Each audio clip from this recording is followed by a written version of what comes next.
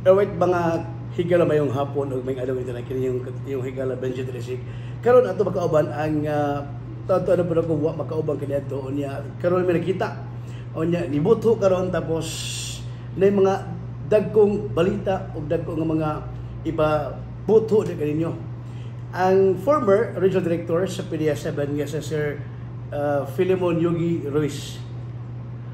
Unya atong ipabog kaninyo kung usabay iyang mga tumugtinguha o sa iyang gusto, mga plano sa nagpeso mo. Sir, may adlo nimo una ay mong pasunang mensahe una. Mayong udto Sir Benji, dugay-dugay taod na kita wa magkita sir no. More or less 6 years. 6 years pero sa unong katuig na sir, wa gid ka makalimti. Akong di kita to na makalimtan ato mga higala nga nakasuporta sa atong kausa kun sa atong regional director pati sa PDEA. So daghang kayong salamat sir. Para po si mga tagpaminaw, amigo ko nako si Sir Benji.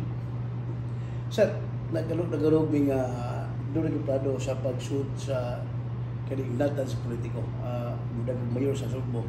O sa ibong mga nagkunang mga plano nga nung usap pero so nga nakahukom ka nga magpapili o mo serbisyo sa katawan. Sa akong kana naabot na siya nga desisyon sa pagpaminsada nato sir. Sa ato ng pag-uli gigantag Manila, uli taog Cebu sa regular nato pag-uli-uli, nakita nato nga ang Manila perti ang pag-progress. Sa Pasig po, amigo na to si Mayor Vico. Pasig also progressed. And nakita na to, ato inong siyudad nga natawhan, imbis mo progresibo, murag, wala nung ko sabot. So, we should have been more progressive because ang Cebu City, we have a much better terrain. Ang atong terrain, very unique. We have a much better culture. Ang atong culture, we can say that we are the oldest city in the Philippines. Naan na to ang oldest street, oldest church, naa diri tanan. Nya pabingog Cebu City, daghay mga magitag nahimong naila, nahimo nga kini ang kumbaga sa data sa bisag usa nga pamagi na ila but sa imong part karon ang imong gusto nga maghatag pud og serbisyo sa atong kasubuanon. Mao ginay atong pinakatumong tingwa sir na makahatag ta o tinud-anay nga penerbisyo nga makahatag ta og balik ug unsay dapat nga matagamtam ni Cebu City. Kay ako sir sa tinud-anay lang, I have never been into any elected position. Tanan ako nga position nga giokupar, puro appointed position. And that goes to say that if you have been appointed based on your qualifications, on your merits, and on your competencies. So karon sir ni naabot na sa atong pagpinsada, hinaabot po ta makonsiderar ta sa atong mga kaigsunan. Labi lang itong na to o nag-push na to or ibig na itong mga higala nga kumbaga ang hayang kahaog tapos nga mamahimo magserbisyo sa dagbeso mo. Sa tinudanay sir, wa gyud nagpaluyo nako nga political party, way nagpaluyo nako nga any politician, way nagpaluyo nato nga any business entity or maski kinsa nga negosyante. Ang nagpaluyo na to sir, ang atong makahigalaan na nakita nila ang atong katakos sa panerbisyo gikinahanglan diri sa atong syudad sa Subo. Ako sir, di ko ganahan nga mo alayon o di ko ganahan nga mo align ko og isa ka partido, di ko ganahan mo align og isa ka politiko, di ko ganahan mo align og isa ka negosyante. Kay kung ihatag man sa Ginoo naatay gitawag og basig panilgon yata sa ato ang utang. So ang akong utang kabubuton wala sa isa ka partido, wala sa isa ka politiko, wala sa isa ka negosyante. Ang akong utang kabubuton naa sa katawan. Wa ko ilaing hatagan og serbisyo kundi ang katawan. Si Sir Yogi Ruiz, nailaman ni kinadto as drug bust. Ang kimentag drogas, usa ka sa mga nag-una nga nagigbatok sa drogas.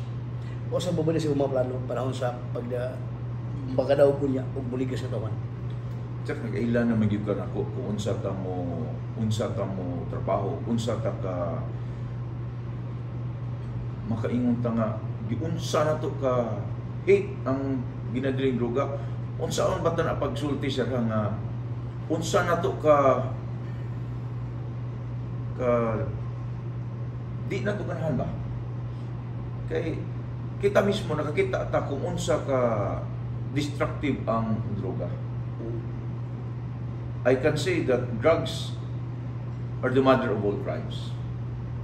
Daghang krimen hitabo tungod sa droga. Ang addict mas mangita pa sa droga kaysa iyang anak. Ang addict mas mangita pa sa droga kaysa mangita og pagkaon. Ang addict mas mangita pa og droga kaysa iyang ginikanan. So ang iyang tumungog tinguha kada adlaw unsaon na lang niya pag satisfy ang iyang craving sa drugs. So mo na ato ang ipakita ko sir nga una na tunggok doon ang mga sindikato nga nagpaluyuan ning negosyo ha. Si Sir Yogi sir, kanini ang doon na pa yung mga tango kaila, but uso si Sir Yogi sa para ato may katawan sa katawan. Yes, Sir Benji, if you can look at my background. Ako, sir, nagdako ko sa dili sa siyudad sa Sugbo. Pero ni-graduar ko, sir, sa Lambusan Barangay High School. Graduado ko, sir, og Barangay High School. Sa akong gikaingon, sir, maglakaw ko 3 kilometers pa doon sa eskwelahan, 3 kilometers uli. Kada adlaw na, sir, uwan init, abog ug lapok.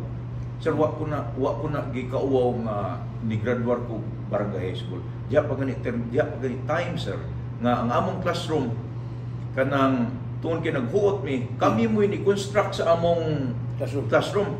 Kami mo naghakot og bato gikan sa baybayon, hakot big bato kada alas 3 hapon hangtod alas 5 hapon. Hakot big bato og bus amo nang pauwanan ang bus kay para dili siya dali magupok. So nag-waiter ko, sir. Nag-salesman.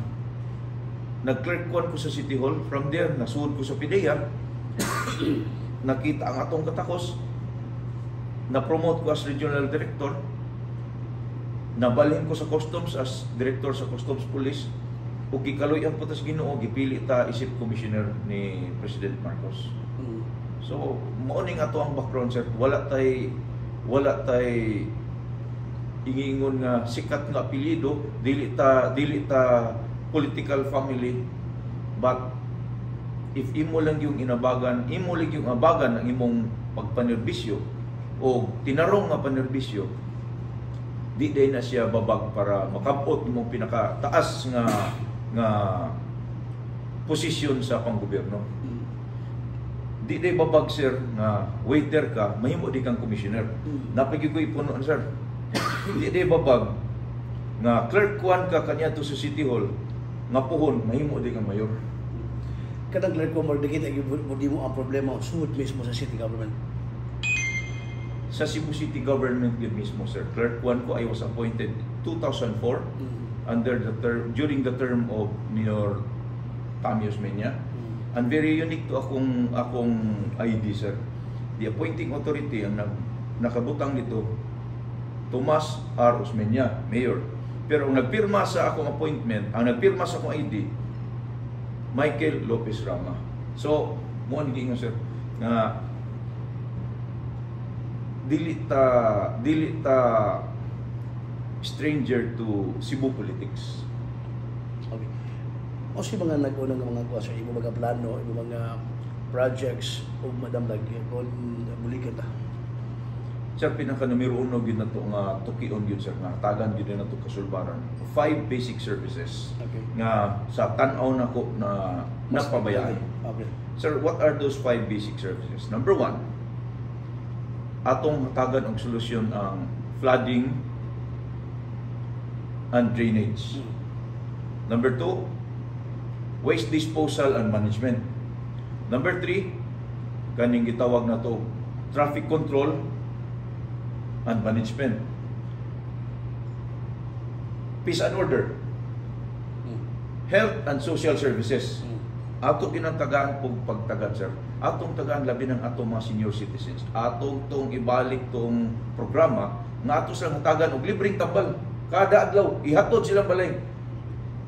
Ipa-through barangay. Ato na siyang pangitaan o paagi, sir, nga mas ma-improve na to. Sa una, through barangay siya. But if the system is already there and it is working, atong himoon. So, we will not stick to one system nga moingon nga nagamit na siya sa una. Ang ato, sir, we look at one system and how can we improve on it. Nga atong ma-improve, mas mapanindot pa na po ang paghatag, ang delivery of basic services. Mika flooding, kini flooding mo gyud wala problema sugbok panahon sa pagbundok kang uwan, mubaha. Pero sa ibong mga pamaagi na yung mga nag-una nini nga mga kanang paraan o sa pagsolusyon.